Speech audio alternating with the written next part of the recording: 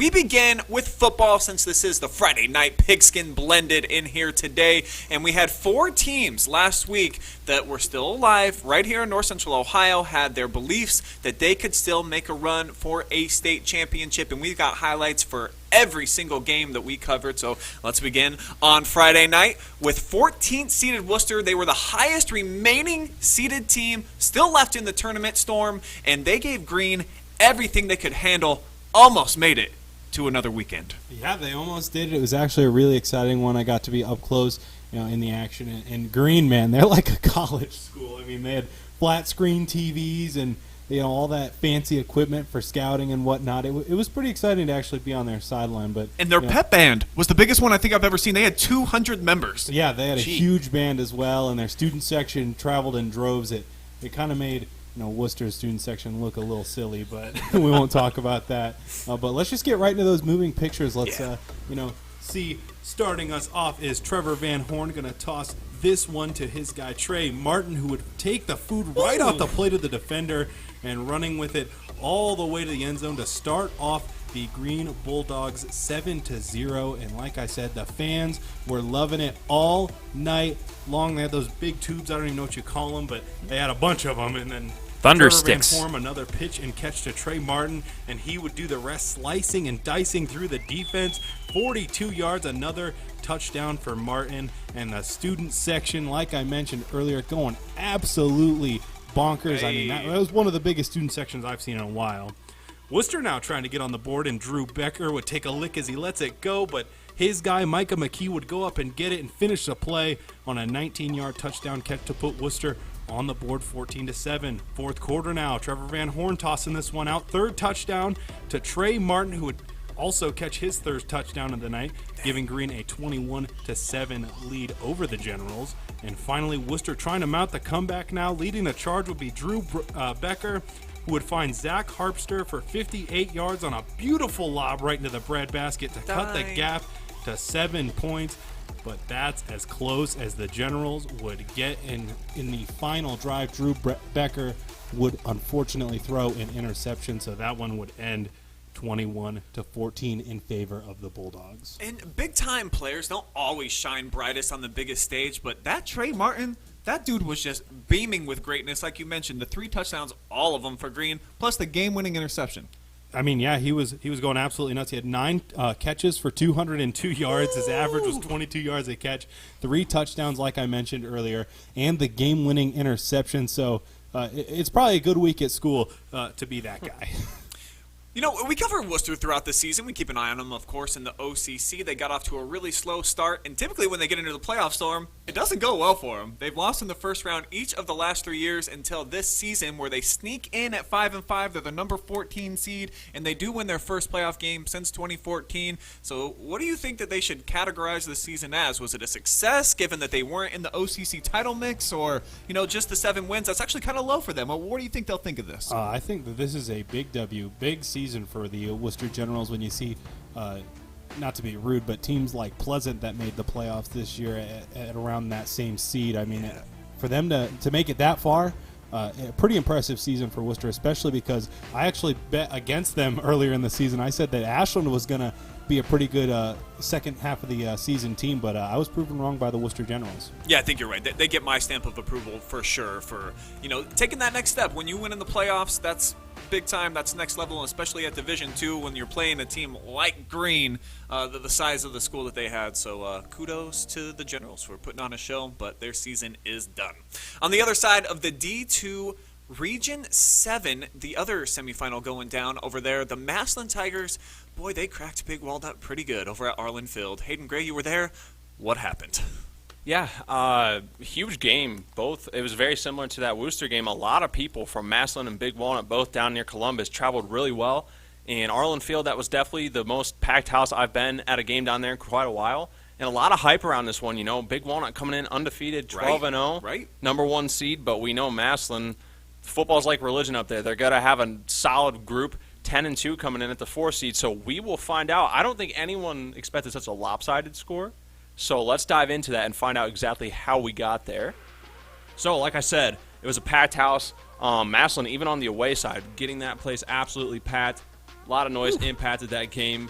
But first off, Freddie Lennox Jr. would take it in 20 yards to put them up 7-0 early in the first quarter.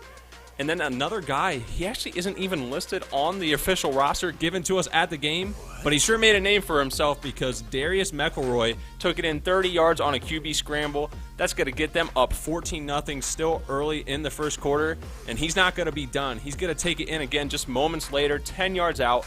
Darius McElroy making his mark on this game, going to put them up 21-0 at half. Then early in the second quarter, Massillon actually running a 2-quarterback system. It's going to be the freshman Jalen Slaughter connecting with number 18 Ardell Banks on a 70-yard pass. You're going to see the little high step once he realized there's no one that's going to catch him. And this was going to put them up 28-0. Still a goose egg on the board. And to top it off and get that running clock, kicker Shane Rue is going to come in. Kickers are people too. Yeah, that's right. He's going to come in, drill a 20-yarder, walks it off, puts them up 31-0. Running clock, and then they would score one more time, and that's going to solidify their 38-0 victory.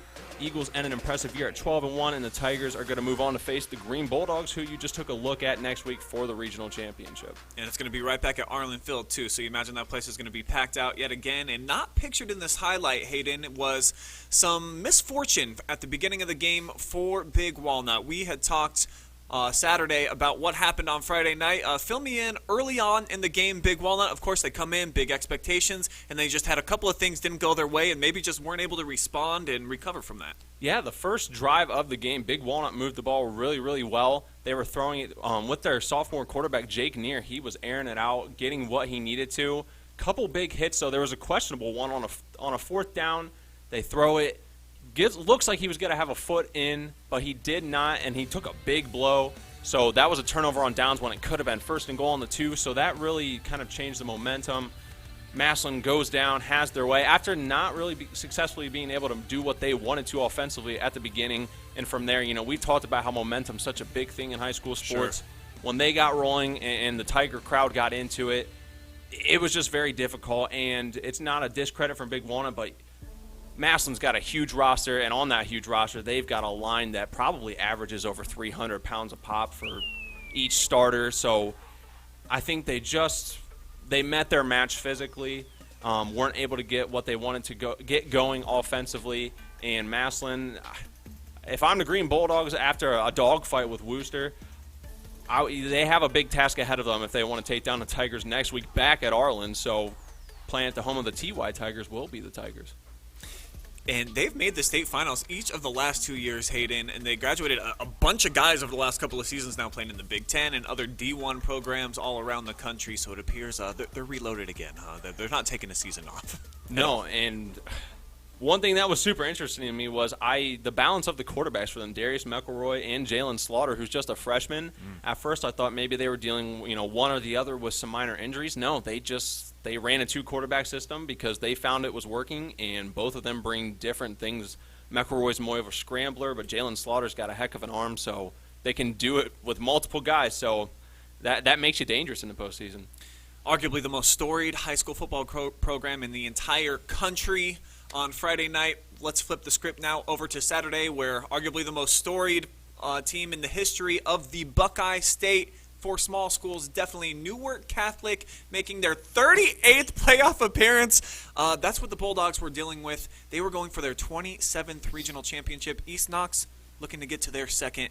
Here's the moving pictures of how that one all played out. And for the opening drive, Green Wave, they would end it in the end zone. Mason Hackett from just 5 yards out for the TD. It took them just barely over 2 minutes to get on the scoreboard. Later in the first, Cole Cantor rolling left, pressure in his face, don't matter.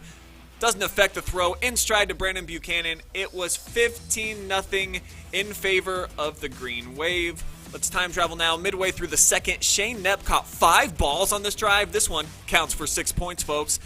Not even triple coverage could stop him on this one, and they were keen on him. 15-7, Dogs trailed at the break. They would stack the box. Look, there's 11 guys in there for East Knox. Didn't matter. Green Wave break the tide in the end zone. Hackett with his second score of the game. Ensuing East Knox possession, Peyton Lester trying to make a big play. Wants to get back into the game.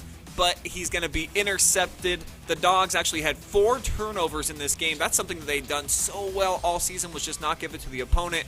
A couple of plays later, Hackett, who played AAA hockey as a sophomore last year, breaking off his 3rd TD run of the game. He went over $120 on the ground, 38 of them right here. Newark Catholic going to defend their regional crown. They beat East Knox 35-7. Another solid season for the Dogs. 6th straight winning year for them, but just not good enough to overcome a team like Newark Catholic. You know, they're royalty around the Buckeye State. If you see them on the calendar, obviously you shiver a little bit. It makes you kind of scared. But let's talk about East Knox a little bit before we put a bow on their season, guys. 7 playoff wins each of the last 3 seasons. G-Man and Storm, you seen them a couple of years ago. They had that nice run, and it feels like they're still building on that. And this is a program, even though they're not one of the perennial powers, they're starting to make a living of at least getting into playoff action.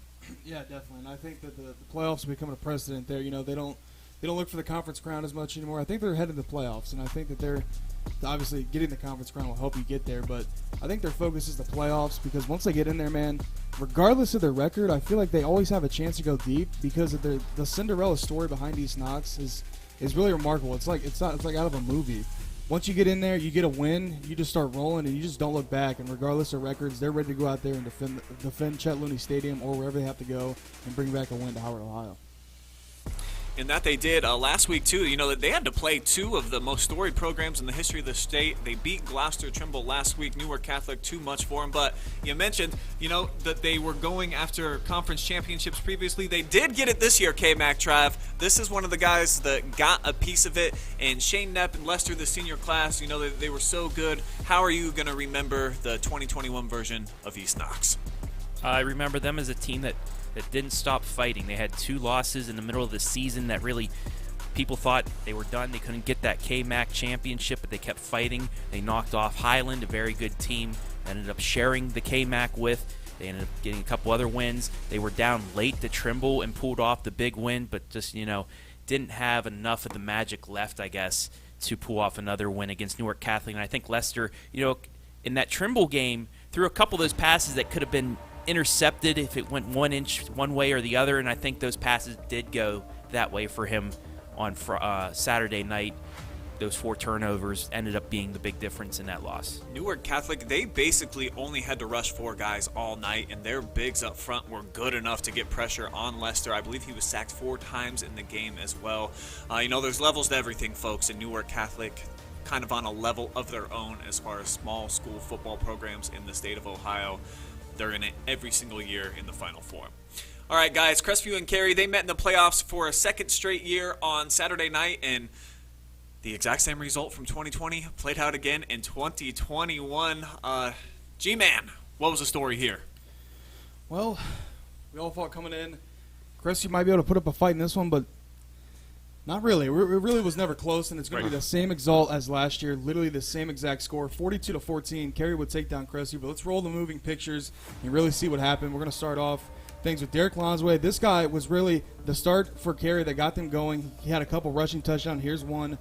That would come off a blocked field goal where Crestview would drive the ball down the field pretty well. The next drive, Lonsway would be the Cougar killer all night long. Woo! Some improvised scrambling right here, making multiple Cougars miss, taking it into the back of the end zone, making it 14-0.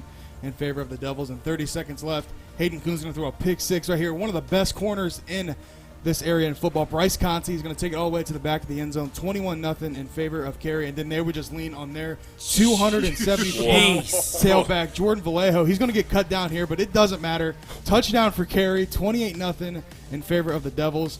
Kuhn is going to throw another pick. This one to another stout Cary defensive back, and Vallejo would power this one in from a couple of his extra offensive linemen. Going to push him in. This is going to be a 35-0 commanding Cary lead. Next up on the docket, Isaac Carmen is going to shred the defense for the fullback here. This is going to be a late dagger. It's really to put Cougars hopefuls away. 42-0 right here. Crestview get a few late touchdowns. This is going to be a QB sneak from Hayden Kuhn.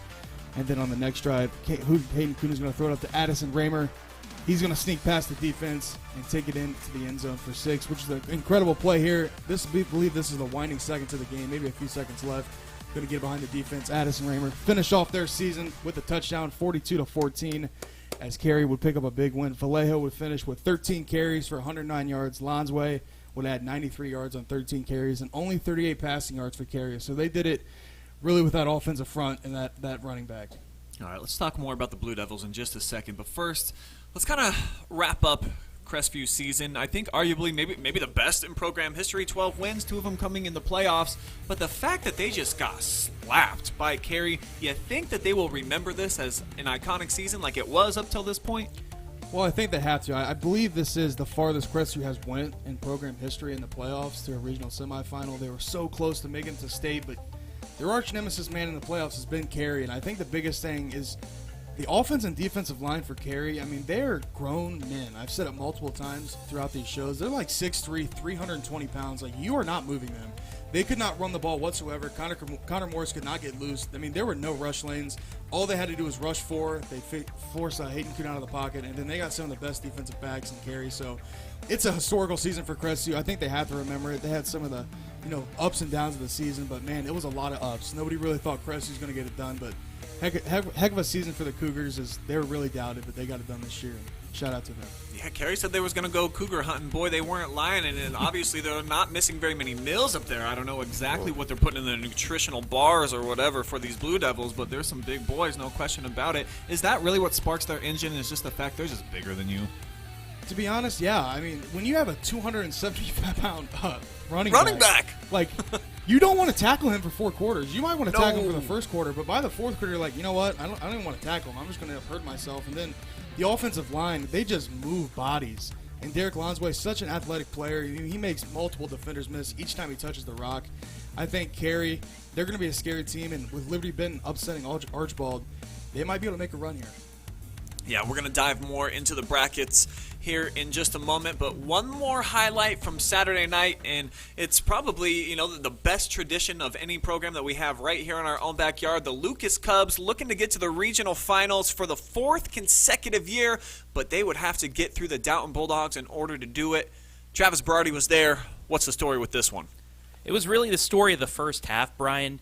Downton was able to jump out after Lucas got on the board first and really contained the Lucas attack in that first quarter, jumped out to a huge halftime lead, and Lucas tried to come back, but the deficit was just too much. So let's show you these highlights. Lucas, they're going to get the opening possession and sets up Aiden Culler from 41 yards out. I show this, Brian, because kickers are also human beings. There you go. 3-0 Cubs, but Downton strikes back. 3rd and 6, Ethan Stutz goes deep to Jaden Malone just over the outstretched arm of the defender, and he's off 61 yards, 7-3 Bulldogs. After a Cubs 3 and out, Jaden Schlebach will take to the ground, and he's going to do this a lot on the night. No one going to catch him. 55 yards. It's 14-3. He ended up with a $195 on the ground and 3 scores. Dalton led 28-3 at the break. Second half, Lucas, no quit attitude for them. They get back on the board. Grant Barrett bulldozes his way in. And then in the 4th quarter as well, Barrett with his 2nd and final score of the game busts his way in. He finished with 134 on the ground, but Dalton moves on to the Elite 8 with the 42-23 victory. Cubs running game, it rarely can be contained. I don't know that I have seen it stopped really before. They were able to generate, probably 180 yards on the ground, but if you're not throwing it, that's not going to get it done in a playoff game. What do the Dogs do against them? Fun stat, they actually outgained Downton on the ground 246 to 216, but it was that first half that Downton was able to really bust through. Their quarterback, Ethan Stutz, he was 6 of 6 in that first half with over 100 yards passing and a touchdown.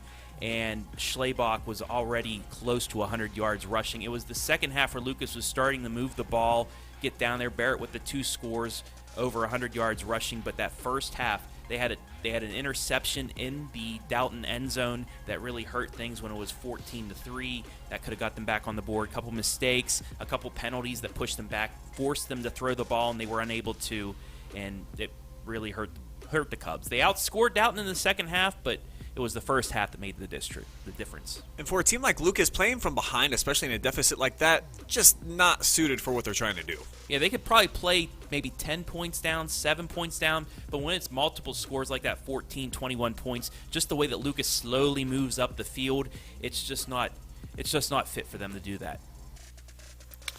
All right, so it's the end of the road for all of our local teams this weekend, but whose journey that came to a close was the most surprising to everybody? That's what I want to know. Travis, is it the Lucas Cubs for you? Yes, it is the Lucas Cubs. Just the way that it happened, you thought if Lucas could get the opening possession, slowly go down, score, you'd think they've had that momentum. But like I said, a penalty pushed them back. Once they got inside the Dalton 40, kicked the field goal. Dalton immediately, strikes back with that touchdown, and then Lucas a rare 3 and out that really put them behind the sticks, and that was the difference right there. Dalton scores again, and Lucas has to play catch up. Put another scoop on top of this cone for me, Hayden. Why is it the Cubs? I think it's the Cubs. I was surprised to see all of our area teams lose how they did, I think score-wise, but especially Lucas, just because of the dominance we're so used to seeing them have. So that in itself is kind of a compliment because we're so used to that. I think that they just got outplayed. The wing tee wasn't working for them, and that's kind of what you shed light on. It's hard to come back when you run that kind of offense. Obviously, our colleague, my former coach, Eric Will, was there, and then at halftime he was talking about time of possession is one of the most overrated stats in football, and they dominated time of possession. Dalton was just able to take advantage of the few plays. I mean, they only needed 3 or 4 plays to score every time. So they just got ahead so quick, and it was just too much for Lucas. However, I did find some glass half full stats about the senior class because they're so special. Right. That contributes to why we're so stunned. The senior class is 11-4 in postseason play in 4 years. It's a lot of wins. So that's 15 games they played in the postseason. This game against Dalton marked their 50th game ever played in 4 years, and they are tied with the 2019 class for the most games ever played in a football career for a Lucas class. So, tough game. It's pretty stunned they're done. But definitely a historic senior class for Lucas. They're just usually so physically dominant, and against Dalton, they weren't the brooding force that we are accustomed to seeing, where G-Man always likes to use that term, the moving company, the Cubs moving company. They weren't going nowhere, man. The boxes are still on the floor. The kitchen is just full. It's collecting a whole bunch of materials because they couldn't drive off of the football and win at the point of attack until it was too late in the second half. And for the Bulldogs to go off for over 400 yards, that's not what you see a Scott Spittler team usually do. Have a team run all over them for big explosive plays. So got to agree with you two guys. Not just that Lucas lost, even though I was stunned that they lost. I was so surprised to see the halftime score, and even more surprised when I saw the final score, that they weren't able to chip away or at least defensively stand tall and not allow the Bulldogs to keep getting back into the end zone. But, hey, maybe Dalton's the real deal. I do remember early on in the year we do the Route 30 rankings with Jake Furr, and I'm a part of that. I get in my votes every single week, and I hadn't really seen Dalton, but other people outside of the area were ranking them number 1 over Lucas. Now I see why when they've got the head-to-head, and I'm on record as saying, man, you guys are a bunch of dummies. It's Lucas and everybody else. That was my list one week. I put Lucas and everybody else because that's normally the case. But for one night, I feel like maybe the Cubs just had an off night, just wasn't their day, and unfortunately for them, their season's going to come to a close. But they played in a bunch of playoff games. I think these seniors got some memories, right? For sure. Yeah, okay. All right, so you guys are on a different part of the tree here. What branch are you going to go on out on? I think we're both going to say Crestview, and I think we're going to kind of lean towards the same way you guys are explaining it. Not that Cary was able to beat them. The score was so differential. I mean, Cary blew them out. Like it was never ever in doubt. Like Crestview drove right down the field, got their field goal blocked, and it was like the first time they got punched in the mouth, and they just didn't know what to do. Cary went down, scored. I believe Crestview had a fumble. Didn't they Storm on the next possession? Had a fumble. Cary would score again, and then it was like after that, they were just lost. They didn't know what to do. They couldn't run the ball, and that was one of the big things because they couldn't set up the play action. So then they had to have Hayden Kuhn drop back and just kind of pick apart the defense, and he struggled. You see Bryce Conte with the interception. So I think it was the way Crestview really got dismantled. We didn't see that all year, and they had some very quality wins on their schedule. Not a lot of people seen this one coming, and they just really got the ball ran down their throat all night long. And Cary, man, shout out to them. Cary, baby. Yeah, I wouldn't be surprised to see them in a state championship. They're a very good team, and they're very well coached. And I don't see a D-line that's going to be able to match up against an offensive line like that. Storm, you're in agreement. It's the Cougs, yeah? Yeah, pretty much everything that Garrett said. I mean, Cougars drove down, missed their first field goal, or got blocked, actually. Yeah, got and blocked. And just after that, it looks like they were out of gas, especially after that turnover. They just looked human again. And what really stood out to me is the way that the Cary defensive line was able to get Hayden Kuhn off his platform, flush him out of the pocket, make him throw some unfavorable balls, to say the least. But like Garrett said, Cary, man, just wow. Just a bunch of grown big men. grown men running around playing against some high school kids, man. It just almost doesn't seem fair. And for Crestview during the season, we gave them a lot of credit for their guys up front for being undersized. So just it felt like maybe just the matchup was literally too large for them. Oh, definitely. I mean, Crestview has a good line. It's just Cary's is so much better than anyone around here. I think Cary's line would manhandle any team in the area. They're just that huge. They really do just look like college kids. Yeah, and Crestview elected with the offensive line. They wanted more fit guys, more athletic guys. Cary, the complete opposite. They want big guys, and that's exactly what they did. And they just push everybody around. It's like even when I cover them against Galleon, they move Galleon's front two like with ease. It's just like so simple for them. And for the fact for their D line to be able to rush 4 and have those 2 big nose guards, get up the field and cause the D ends to collapse in, I think. I think Cary's going to be a serious shot at being in either a state semifinal possibly or even a state championship. Yeah, size matters for sure, right? Yeah, definitely. Big boys. Well, there's just 2 teams left in every single region. We've been following 7 regions throughout this postseason, and we'll show you who's still available, who's competing to get on to the state Final Four. Let's begin with Division II, Region 7. We had the highlights for both of the semifinal games that we showed you guys, and now it's down to just Massillon versus Green. Here is the matchup, the 4 seed versus the 7 seed. That's going to be going down at Senior High on Friday night. I saw the Bulldogs. I at least like what they bring to the equation. They may have the best athlete in the game in Harris, but is it going to be good enough to beat the Tigers? Dynamic duo. Any thoughts on this matchup? I personally haven't been able to see Massillon play, but they got a lot on their hands with Trey Martin. He is a very good and very versatile player, especially doing it both ways on offense and defense. I think Massillon's going to have a lot to deal with. But like I said, I haven't personally seen Massillon, but well, here they are. Check these guys out. The Green Bulldogs are a very solid football program. Let me flip the other side of the spectrum, Storm. I think Green is going to have a tough challenge going up to getting him the ball in space with a legendary coaching staff that Massillon has. I mean, they are always in here. We covered them last year, I believe, in the championship up at Massillon. So I don't know, man. I think Green's got their hands full this weekend. Anybody picking the Bulldogs, or is it just the Cats getting the win over the Dogs?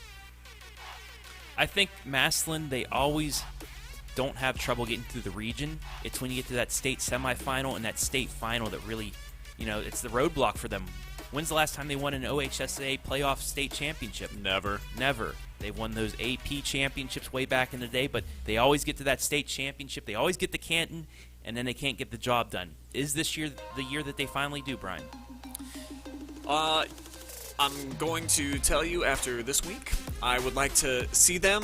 Maybe I'll get to see them with my own eyes. We may be doing the game for the OH.Report, so I look forward to seeing a story program like that with an incredible coaching staff. And they're loaded. Like Hayden said, it's a religion, football up there. It's just a little bit different. They don't treat it the same as the rest of the country. I'm in a few Facebook groups, and when Massillon fans get in there, they're just bigger, they're louder, there's more of them because they care more about their football program, and therefore the kids care more, and the coaches feel like there's a little bit more pressure. So this is a very unique program that I'm anticipating, maybe not Rolling Green, but maybe they'll just kind of blow them off the map at Arlen Field.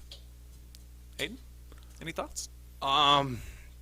After seeing the way that they shut out in round 3 of the playoffs, an undefeated Big Walnut team who didn't just have a cupcake schedule to become undefeated, it's not to take anything away from the Worcester Generals, but I think Green really, really, really needs to spend a lot of time preparing.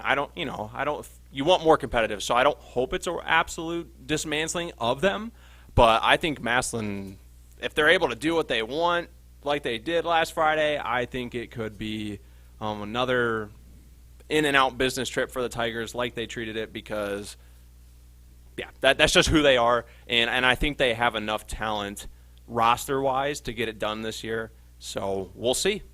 And it all goes down right in our own backyard here in Mansfield at Arlen Field. All right, in Division 3, Region 10, the last team that we covered during the regular season that is still competing in the regional finals. How about the West Holmes Knights? Still unbeaten on the year. They're going to be taking on the OCC champs, Will. Drum roll, please. Taking on Holy Name, who pulled off a couple of upsets. They knocked off Padua Franciscan, the team that knocked out Mansfield Senior, and then Norton, the top seed, the Panthers, who entered as the favorite to get through. They had to take care of them as well. So West Holmes in a great position here to continue on to the Final Four. I don't see any reason why they won't. This is tough for Mansfield Senior fans because if they get one more stop against Padua, they move on to play Holy Name. They're probably playing West Holmes in this regional championship in a rematch of a very good game played earlier this year at Arlen Field. That's true. But, man, that's a tough break for them because I think West Holmes, the bracket worked out perfectly for them. They got upsets on the other side. Now they're taking on an 8 seed. Now, Holy Name, they're there for a reason. But I just think with all the playmakers that West Holmes has, they're going to the state Final Four. They can run it. They can throw it. They can defend. The Knights are the real deal, and we're definitely I already tried to make some reservations. We are going to live stream this one for you guys right here on the OH.Report on Friday night. So, Knights fans, we got all of your requests on the Facebook. That's right. We are going to give you the coverage that you so deserve, and I look forward to seeing Sam William Dixon and that offense spark it. And are you guys also feeling like I am and Travis is about the Knights, that this is a team maybe could even go farther than the regional championship, could get all the way to Canton?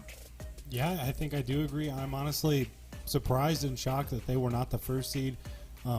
West Holmes is, I think, just on another planet. They're just like Cary, where they are just better than you, and you have to deal with that. And you don't see that very often, but West Holmes is one of those teams. But hey, if you're in the Elite Eight, you deserve to be there. You don't just you don't get here by a fluke, So Holy Name, I haven't got a chance to watch them, but you're here for a reason. Yeah, I agree. West Holmes a very good offensive team, and they can defend. They boat race Shelby. That's the only time I really got to see any kind of highlights, and against Mansfield Senior, of course. But Holy Name, riding the Cinderella story, you never know. As long as you can get there, you might have a chance. So maybe they'll shut down all the critics and stop West Holmes in their tracks and get to that Final Four. Yeah, we've seen Holy Name. Hey, they're no stranger to the postseason and making deep runs. Just about every single year in Division 3, they're still playing about Week 13. So definitely don't want to count them out of the mix. But West Holmes, at least for the teams that we've seen in our area this year, on another level, another planet, like Storm said, they are pretty darn good. All right, let's check out now Division 4, Region 14, where the last two teams standing, the defending state champion Van Wert Cougars and Port Clinton, they only have one loss on the season, just 2 losses between these two teams. So this should be an awesome game. 12 straight wins now, too, for the Redskins. So, man, this is shaping up to be a classic here. Hayden, what do you think? Van Wert, are they going to get a chance to defend their state championship in the Final Four? From what I know and from what I hear, I believe Van Wert will advance and get another chance to defend that title. Obviously, we got to see Clyde play against Shelby, so 2 quality teams. Clyde took care of Shelby, shut them out, or didn't shut them out, but took care of them in double overtime. So that's an impressive win for Van Wert to go beat a really tough, big-bodied, balanced Clyde team. From what I hear about Port and Clinton, their game was a bit sloppy, I actually heard, against Sandusky Perkins. 6 combined turnovers in that game. I knew someone that went up there, watched that game, so that's not writing them off, but I think Van Wert will move on and get to defend that title.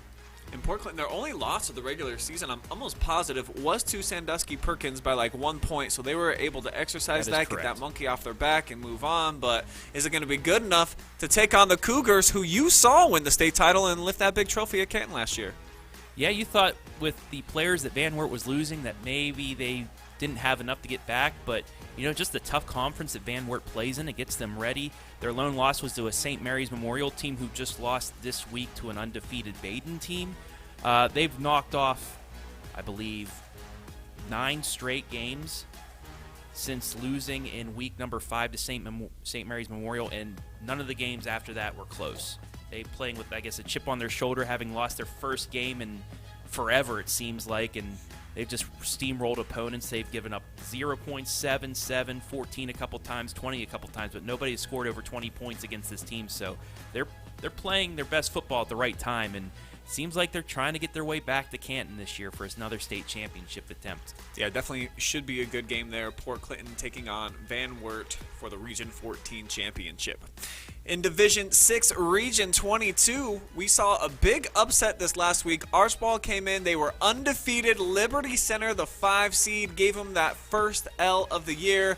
We've talked a lot about Gary and how good they are, so those two teams are going to be matching up. And I believe it was Archibald actually who knocked out Cary last year. So for the Devils, they were probably a little bit relieved to see Liberty Center.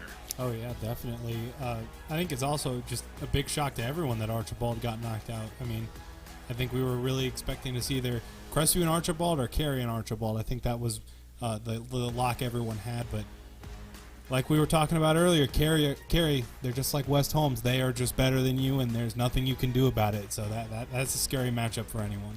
Yeah, it was surprising to see Liberty Center win that one. Archibald beat them early in the year, 41-7, and it really was never close in the regular season. So, big win for Liberty Center. They've been here before. I believe I covered them last year against Colonel Crawford.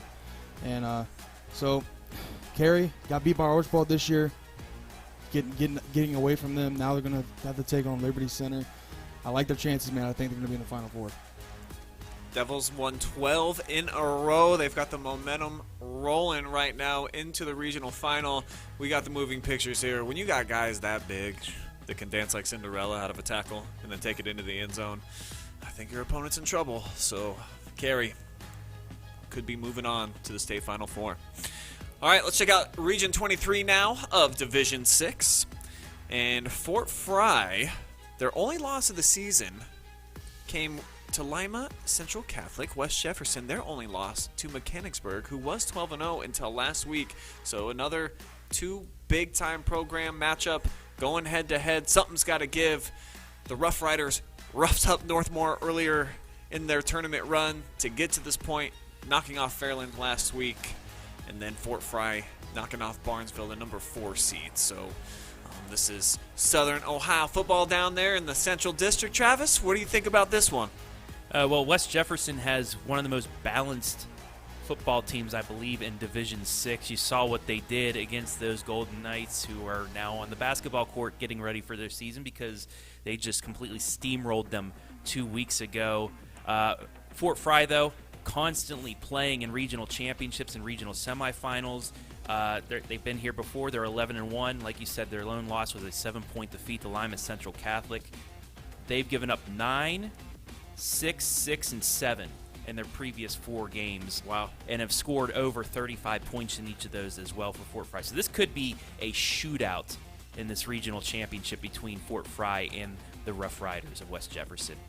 Yeah, you never know. Sometimes a great defense doesn't really translate against a really good offense when 2 good teams come together. So one of those teams will be moving on to the Final Four.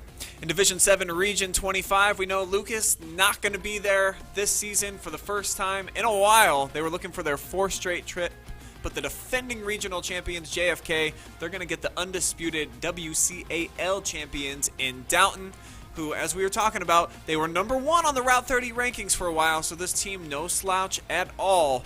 Bulldogs against JFK, a team that every single year pretty much they're flirting with the Final Four.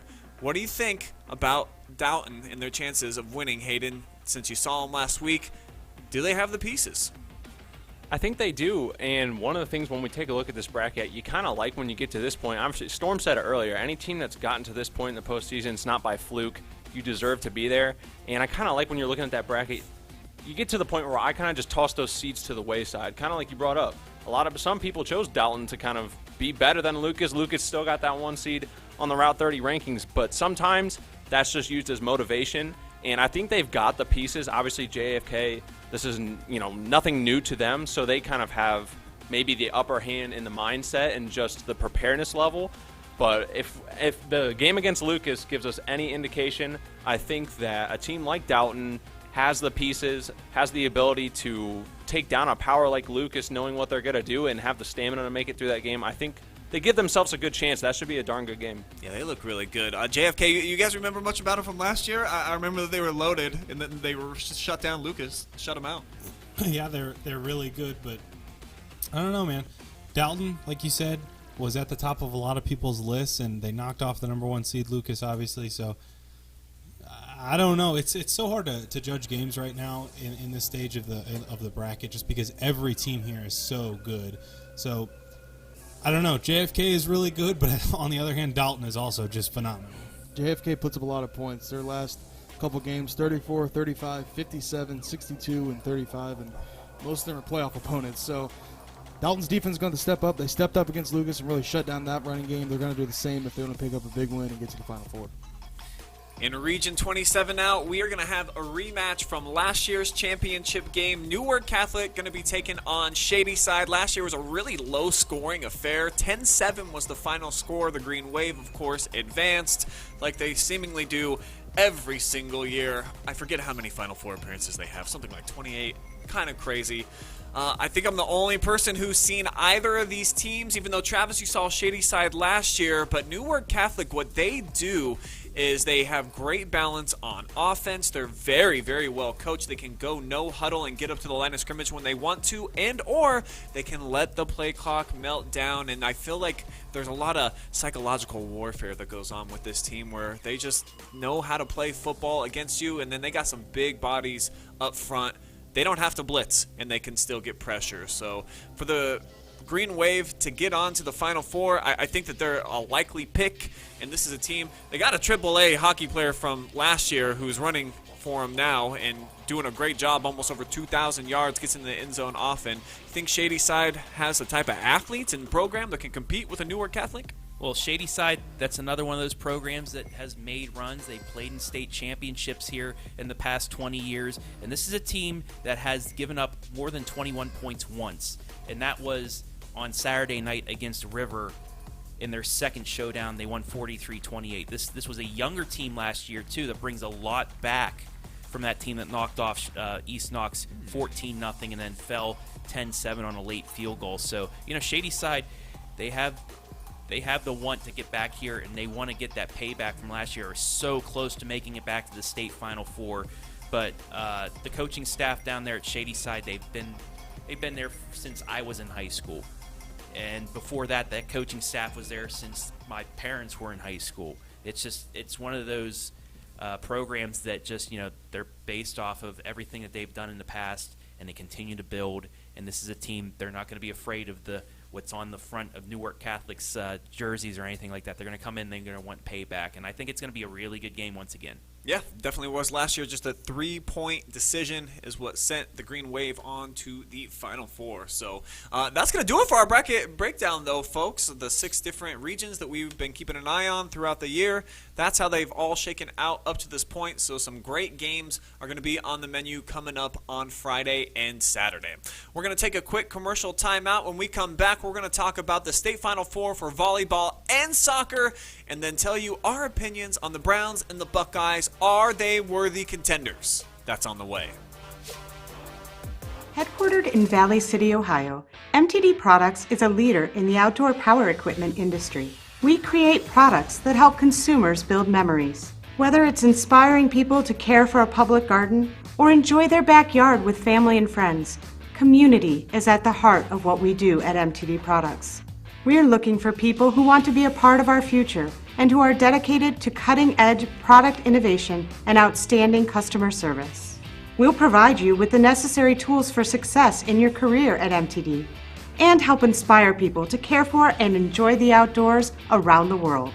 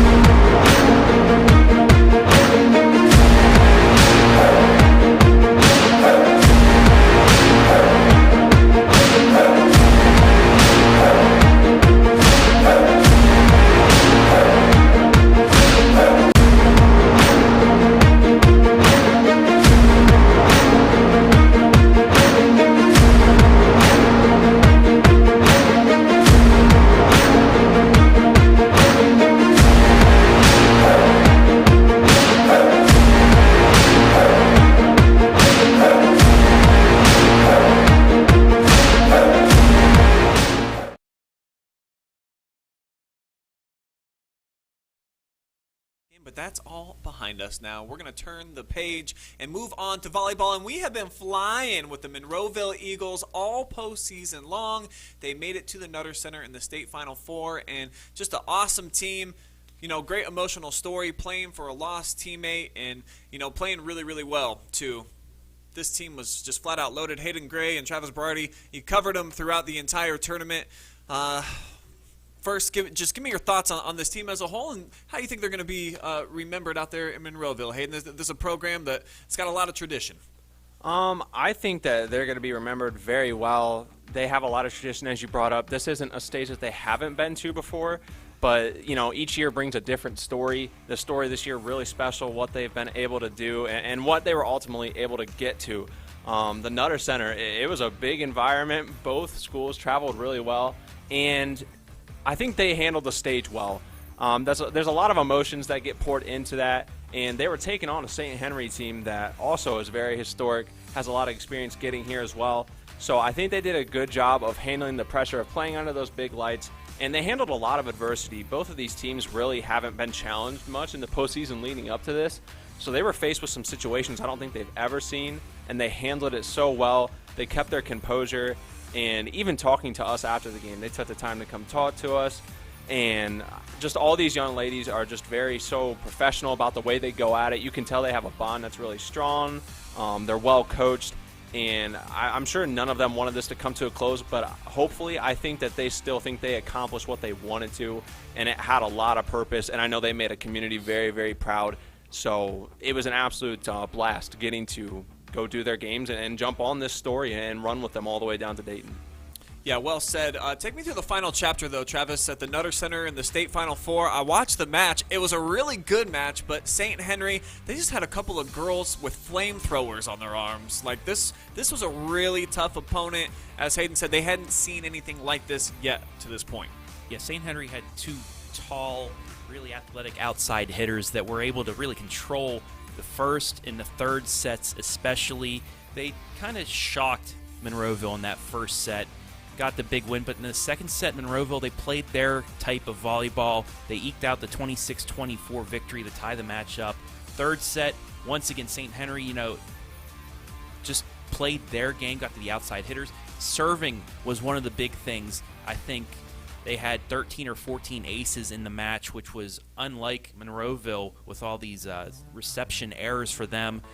And then in the fourth set, Monroeville, 5 set points to end the match. For St. Henry, somehow Monroeville kept fighting. They got awesome. the 5 straight. It was a great moment. But then St. Henry answered, got the last 2 points to move on. But Monroeville, just the way no high schooler should have to go through what they did.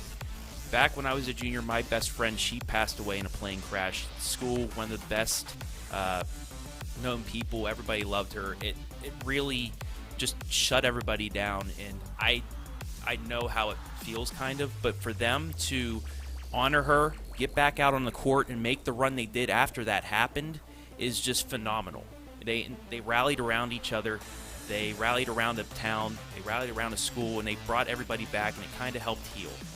And, it's just the way that they did it. They could have just, shut down and not made it past St. Paul in a district semifinal, but no, they got their first win against them in their third try. They knocked off the number 3 team in the state who only had 1 loss before then, and then they went through the regional losing only 1 set. Just the way that they were able to rally around each other, pick each other up, and to move to the state Final Four, that's a championship for me. Yeah, but we salute you, Eagles, and all of your fans and all the supporters. We picked you up during the tournament, hadn't seen much of them during the regular season, and it was really awesome to make that connection with their fan base, and we got a lot of love coming through on our Facebook and our YouTube stuff, and we just want to give it right back to you. So Eagle Nation, awesome year. Glad that we were able to come along on the journey, and man, you got right there on the doorstep. St. Henry would end up finishing as runner-up. New Knoxville won the state championship, I saw on Saturday. Number 2 team in the state. All right, let's move on now to State Final Four soccer. Lexington representing Richland County yet again, getting to the State Final Four, but man, just that little pesky thorn in their cleats or that blister that they just can't ever seem to get rid of. They had to face Bay, unfortunately, for Peter Tem and his crew.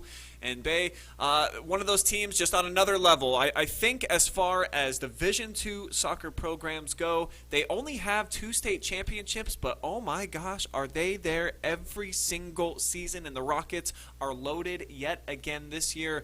They were able to take care of Lexington 4-1 in their state Final Four match, but this was another team that for Lexington, actually, no, this is a different team for Lexington. The last couple of times that they've really made deep tournament runs, we were anticipating it, we were expecting it. They were preseason in the top 5 or 10 in the state, and then this year they all self-admittedly were like, yeah, we didn't know what we were going to do. We just wanted to get to Ontario in the district championship game and then see where we go from here. So the fact that that was their expectation rolling into the year, to get to the state Final Four, to only lose 1 match during the regular season, to Bay. Of course, they had to lose to Bay 2 times this season. Their only 2 losses, but man, what an incredible journey, and just the emergence of some of these guys like Potter and company. It was pretty cool to watch, and I want to get some perspective from G-Man and Storm, because you guys saw them early in the season. You were making highlights for them when there was no highlights to be had. They wasn't scoring no goals. They were kind of a boring team to watch, and then they blossomed. So from there to where they got, where they were competing last weekend, just how much do you think you saw them grow? I mean, exponentially. I don't even know if you could put into words. I remember pretty distinctly a 0-0 draw I saw, and I was like, they had a few. This is going to be Lexington season. And then I was up covering them versus Worcester at home on a pretty rainy night, and Worcester was supposed to be the real deal as well, and Lexington got it done, and I was like, wow, Lex is the real deal now. They have a great group of guys, and Pete Tem is one of the best coaches in the area, in my opinion. He's always super intense about everything, which I love. I love that from a coach, super competitive. But Lexington, nothing to hang your head about. It's just you got a team that's a kryptonite. It's just like St. Paul and Crestview, and it might take getting beat by them 10, 15 years in a row. But hey, eventually you will get past them, and when you do, it will be the sweetest win in your lifetime. Not only do I think Bay was their only 2 losses, I think that was the only time they ever trailed was against Bay, because I think they tied the rest of their schedule, and I think they always had a lead in one of those games. So I think that was the only time they ever was behind, and I think that was one of the when they struggled was when they weren't able to get out in front and they really let their defense do the rest of it. So obviously, shout out to Lexington. Not a lot of people picked them. We had a couple schools like that this year, and they grew so much. They started off the season with 2 ties against Ontario and Ashland, and then beat Shawnee. So their last couple games, they scored 10, 14, 5, 7, 15, 13, 7, 6. So, I mean, their offense, it came along, and the defense really settled in at the beginning of the season, really carried them. But as it got to the end, they needed the offense against Bay, and it just wasn't there. It wasn't their night. Bay's their kryptonite, but shout out to Lexington. They had a great season. It was cool to see the offense finally come along, and they really are they're a fun group of guys, especially the senior class. They work so well with one another defensively too. I think they were the best team in Division II this year. They only gave up half a goal per game, 13 shutouts. That's a program record, and just it's just a fun team to cover, guys. I think that's fair to say. Yeah, and you know what? That game was a lot closer in the first half. If Bay doesn't score in the last 2 minutes of the first half, that could be a completely different second half there. Bay scores again, Lexington gets on the board, makes it 3-1, and then Bay closes things out. But it's that second goal right at the end of the half that really made the difference in this match, because Lexington thinking, okay, we gave up a goal in the first 10 minutes, but defense has really, stepped up, got things going. If we can get 1 or 2 offensive possessions, it maybe looks like that time that they beat Bay, where they, maybe get a goal late, force overtime, and then anything can happen. But that second goal was pivotal. And Hayden, when we went over to their practice, a couple of the players told us the turning point in their season they felt like was when they lost their first match of the season to Bay. They're like, whoa, we just competed, though, with a team that's arguably number 1 in the entire state. We went toe-to-toe with them. Maybe we are good. Yeah, you said it just a few moments ago. When we went and hung out with them, a lot of them off camera self-admitted to us. Some of them even on camera were just saying, we didn't think we'd be this good. We didn't think we'd make it this far. And sometimes you have those little moments, though, early where it doesn't take a win to help open your eyes and open your mind and say, well, it's this point in the season, but we're going to take that and we're going to run with it and we're going to build from that. And I think they just kind of took it a week at a time, not trying to look too far into the future because they really didn't know how long their season was going to be.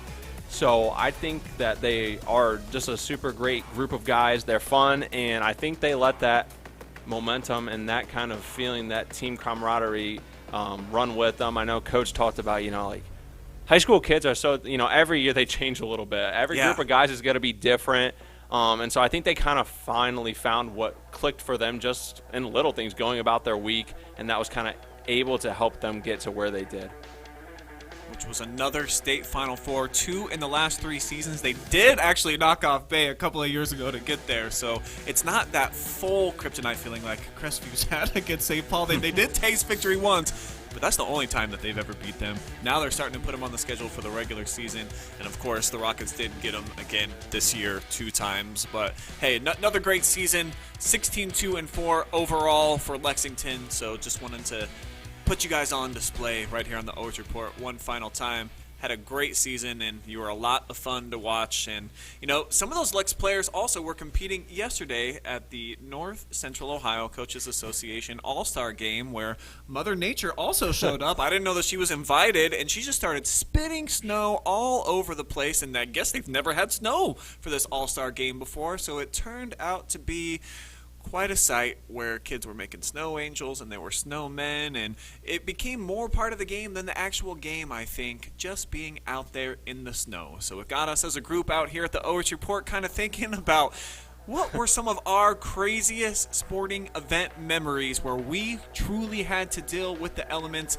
And what was so crazy, this is in the very first few seconds of the game, guys, okay? So it was actually it was a cold And that's when morning. it just first started snowing, too. Yeah. It waited till the game to start for right it at the to start. beginning.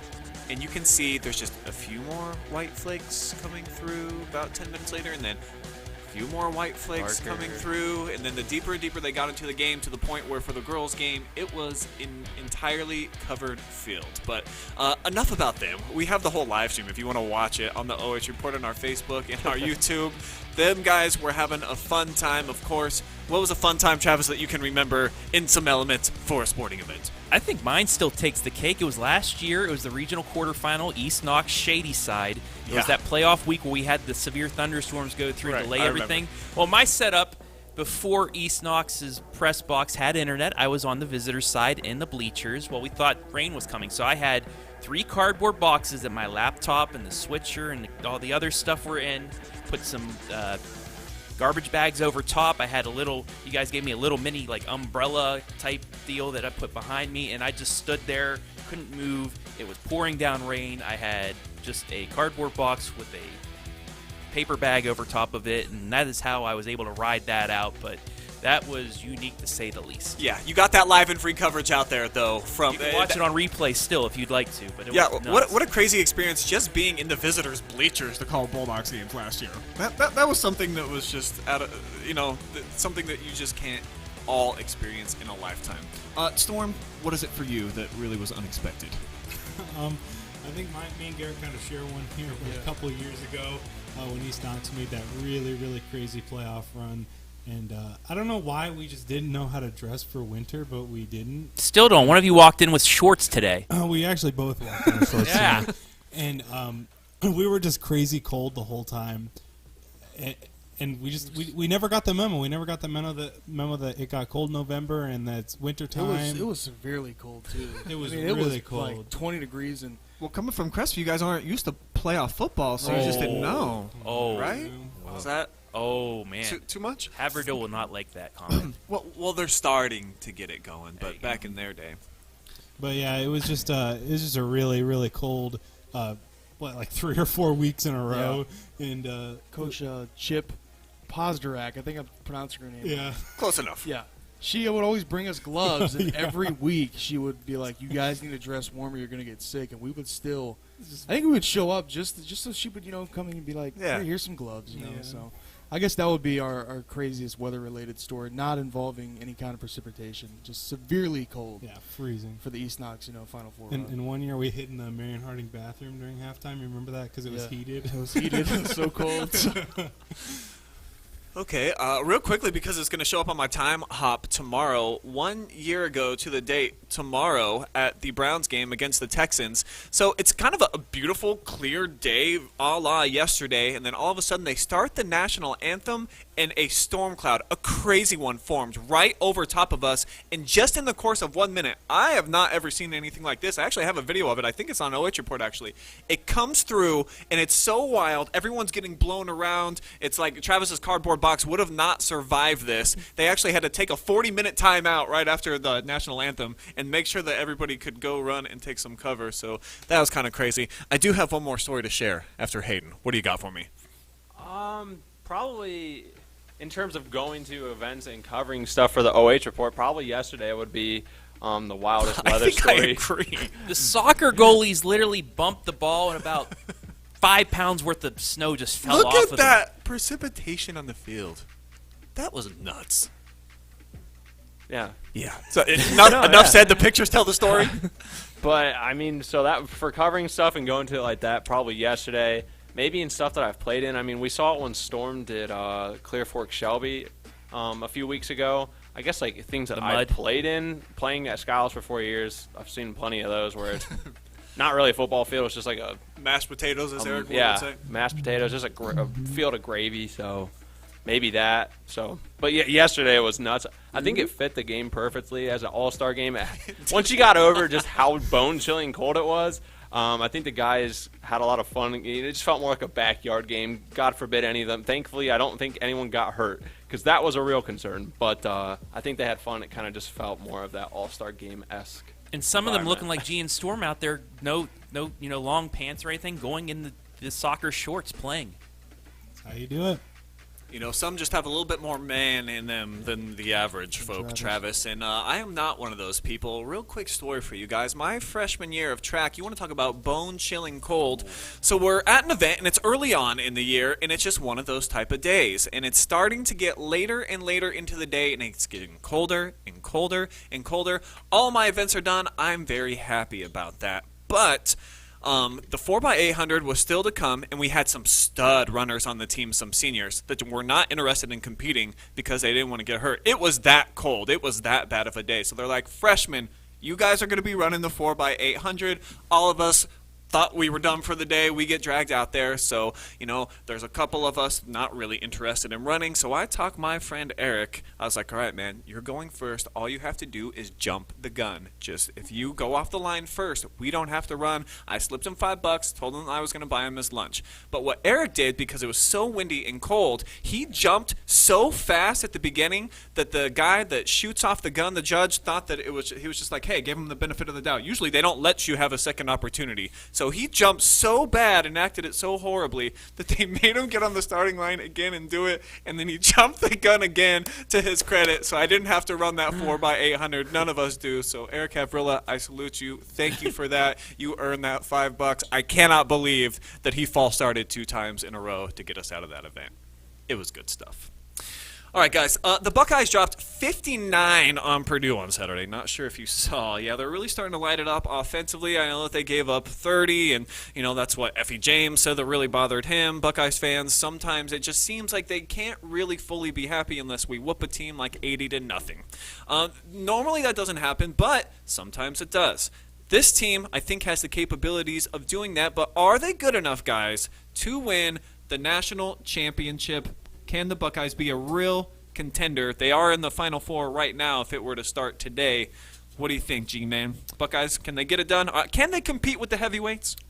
Well, I think they can, and I think what's going to help them is if they win out the rest of the year, they're going to have 5 top 25 wins over ranked opponents this year. They finished the year against Michigan State and Michigan, plus they'll have the Big Ten Championship, which will probably be another ranked opponent, so that'll be 5.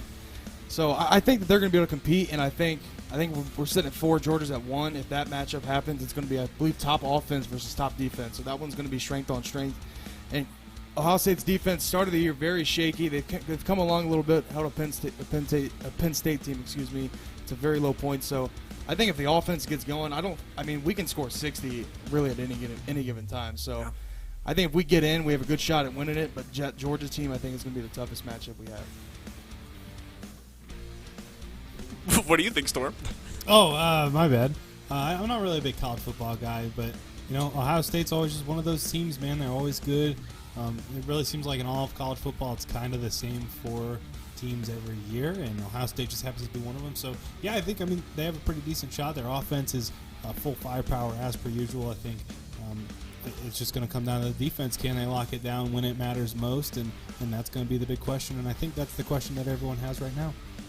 I mean, the old saying with defense wins championships, I do think it's just that, though. In modern-day football, it's just an old saying, especially if you can score like the Buckeyes do, and especially on Saturday. C.J. Stroud was almost perfect, and he's been getting a lot of criticism this year. I think he's finally starting to figure it out a little bit, and they have the best 1-2 punch in the wide receiver game in the entire country. If you get both Wilson into the lineup doing some nice things with Olave, I don't know that anybody can slow down this team. Even the Georgia defense that they're talking about being the best since, blah, blah, blah, and then these Bama teams from the 2000s or whatever. So, I don't know. I think offense is going to win championships here in modern-day football. So, I do feel like the Buckeyes can get it done, especially if they can get the ground game going. I think that's kind of the key for them. Don't abandon it. Don't put it in CJ's hands 50 times. We got to run it a little bit. And they kind of do. I think, what do they average? I wrote this down. What is it? 550 yards a game? That's crazy. And over 46 points. And, I mean, throw on – my answer is yes, obviously yes. I mean, you toss in there Julian Fleming and Jackson Smith and Jigba as well on top of those other wide receivers. Our one loss is to now third-ranked Oregon. So I don't think it's a question at all. I think we're legitimate contenders. I think they'll have one of the best resumes in college football in terms of what the committee says they look for. As biased as they are every year, I think the Buckeyes are probably, like Stroud too, they're used to disrespect. They're one of the most disrespected teams every year in terms of, are they legit? Can they get in? So I guess that's my little rant session about the committee, who I don't think too many people, I think we can find some common ground. Too many people aren't thrilled with them year to year. But yeah, I think they're legitimate, and especially winning those last 2 games against currently number 7 Michigan State. I might have had that incorrect, but I mean, Michigan and Michigan State's both ranked in the top 10 currently still, so I don't know what else they'd have to do. They'll definitely get it. Yeah, if they beat those 2 teams, and then they'll probably have to play Wisconsin in the Big Ten title match like they always seem to. They'll definitely get into the tournament, but if they do you feel like they're good enough to beat Georgia and Bama and some of the other big boys, Trev? That's the question. Can they beat Bama? Can they beat They're Georgia? Bama. They'll get into the playoffs, but what can you do in the playoff? Typical Mountaineer fan having to bring up Bama. Oh, look at you got anything else to talk about, Trav? Well, I mean, let's see. What's Bama done in the last 10 years, Hayden? Can you have? What's West Virginia done in the last 10 years, Trav? I mean, they're the only fan base that can say, hey, they can get on anybody because they can constantly win a championship. And look at Ohio State. If they can win, we'll give you that. Yeah, I mean, spitting facts. The Mountaineers, they're not going to be good this year, but I'm not going to jump the bandwagon. Okay. Guys tied to the Lions. All right. Speaking of the Lions, let's go How ahead and can you graduate not to the beat NFL. Mason Poke Rudolph? the bear a little. I had to We're gonna poke go the bear, How all can right? you not beat Mason Rudolph? He got half of his sense Oh, knocked out of him geez. by Save this for the Myles next Garrett topic. 2 years ago. You can't beat a half-brain quarterback. What are you doing, Lions? Jared Goff is worse than Tanking Mason because Rudolph. Jared We are all Goff over sucks. Okay. Well, the Browns, right? They looked really, really good a week ago. Let's just be honest. They blew the doors off the Bengals, and I forgot to bring them up on the program, but I think we're all in agreement. Hey, this team, we're back on the fast track to success. I was wearing my jacket. I was feeling myself, looking all fancy on here, and I wanted to talk about Baker Mayfield, and now I don't know what to think after what we just saw. They kind of took it up the tailpipe 45-7 yesterday in New England, and things are changing. They're 5-5. They're in the only division in football where every team is at least 500, and they've got some tough games down the stretch. Every single team they play, except for Storm's Lions, has a winning record coming up for the rest of the year. So when you look at what's in front of the Browns and you think about who they would have to beat to get into the postseason, is this team still, 10 weeks in, a legitimate playoff threat, Travis? Yeah, just because the AFC is just beating up on everybody. What, last week the Bills lose to Urban Meyer's Jaguars? Yeah. I don't know how. That was weird. You go from the 12 seed, who's Denver, 5-5. The Browns are right now at 11. They're only a game back from the 6th seed.